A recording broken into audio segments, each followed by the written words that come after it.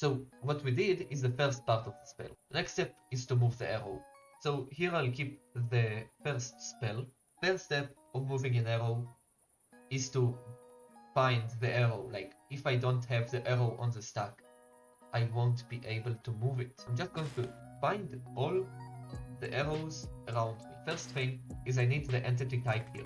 So I'll just place a placeholder and remove it so it doesn't bug. And then I'm going to say around me in a radius of 25. Just a random number. And then I'm just going to take the spell that finds all the entities with that type around. Now let's see if this works. So I'm going to put the entity type, then I'm going to cast it. You see, it gives me an empty list. If I shoot an arrow, it will show me the arrow, and if I shoot at the target block, it shows me a lot of arrows. So after I have the arrows, there are actually also two things I need to do. When I say two parts, I don't mean find the arrows and move them. It means there's two parts of moving them. The first one, if the entity I'm looking at doesn't exist, for example, it's null, then I need the arrows to just stay in place and not move. And if I'm looking at an entity, I want them to start chasing after the entity. Let's start off with the easy part, which is to make the entities not move. So to make it even simpler, let me start by making myself not move with my gene lamp. So what I want to do is to take myself and just move me the opposite direction of my velocity. So here is my velocity. This just shows my direction. So if I'm not moving, it's a 0, 0, 0. If I'm going up, it will be 0, 1, 0. Well, here I gave an absolute value, but it will be 0, a y value, that is positive because I'm going up, and another 0, and just shows my direction. So what I want to do is go the opposite of that direction to cancel out my movement. What I'm going to do is going to take the number -1 and multiply it, so it will be minus my move velocity. Then just going to impulse, and now it should just not allow me to move. So here, and then I'm pressing W, and it will just bite me back. If I'm going to jump or just fall while doing it, it will try to hold me in place. Of course, it doesn't work and will just get violent, but it will try its best to keep me in place. For some reason, for the arrows, it will just make them stay in place. So all I need to do is, instead of me not moving, I need the arrows not to move. So I'm going to take this spell that takes all of the entities around me, and then I need them to do Thoth's Gambit, so all the arrows around me don't move. Here, imagine I have the current arrow and I wanted them not to move.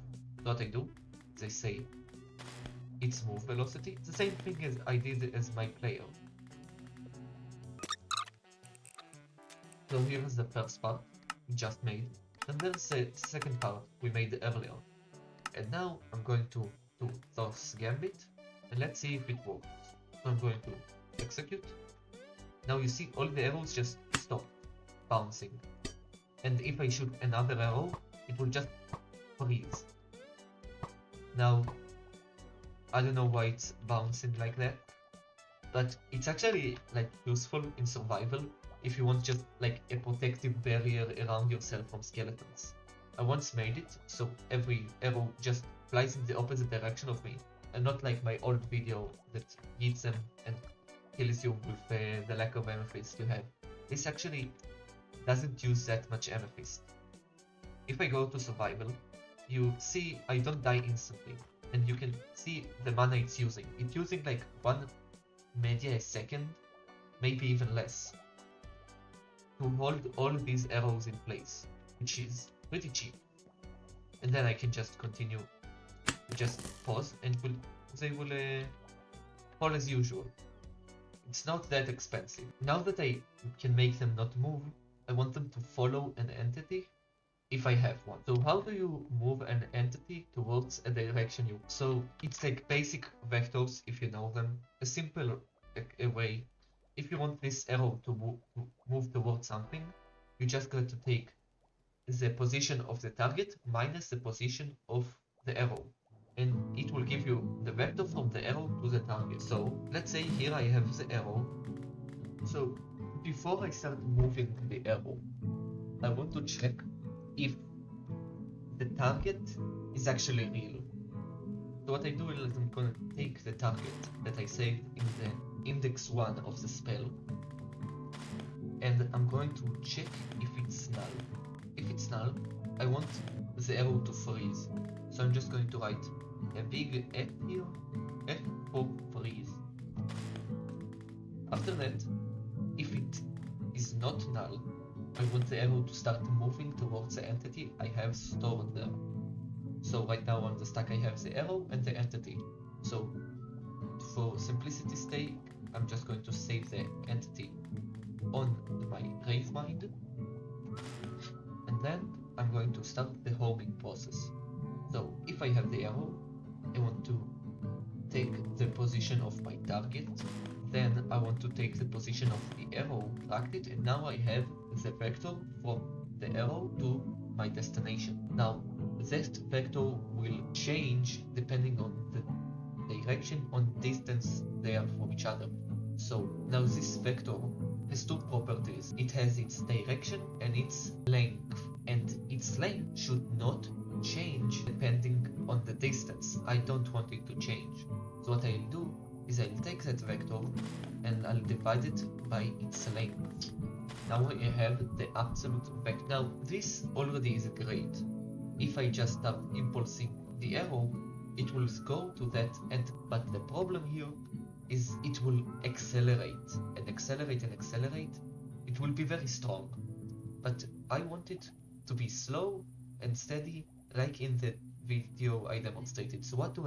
I do the same thing as I did before and just subtract its movement. So right now on the stack I have the arrow and then the vector.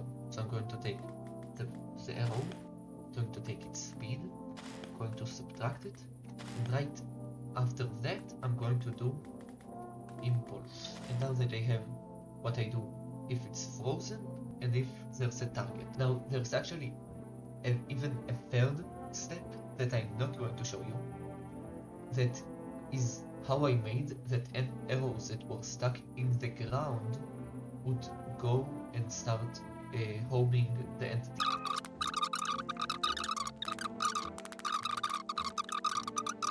But I'm not going to do that here. If you want to do it on your own.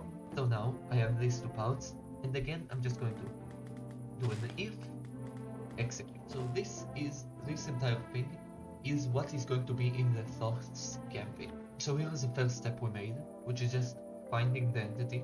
This is the second step we did, which is finding all the arrows. So instead of all of this, which is in the Thoughts Gambit, I'm going to place this spell, and I'm going to go to the big F, which is the freeze, and I'm just going to write down what we made there. And now we just need to combine it with the first thing we made. Take the first part and the second part, add those together, and upload it. And back up once again.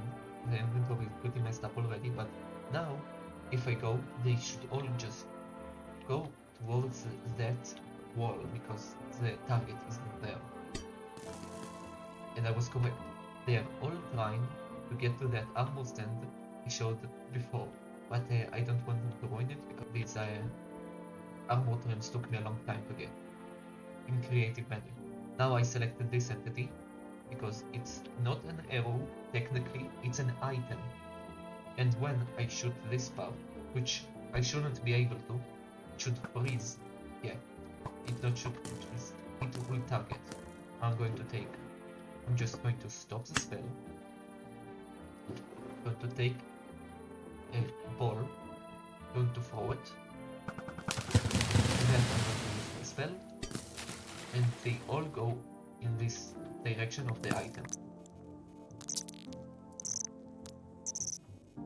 one thing I did a mistake at, as you can see from all the particles.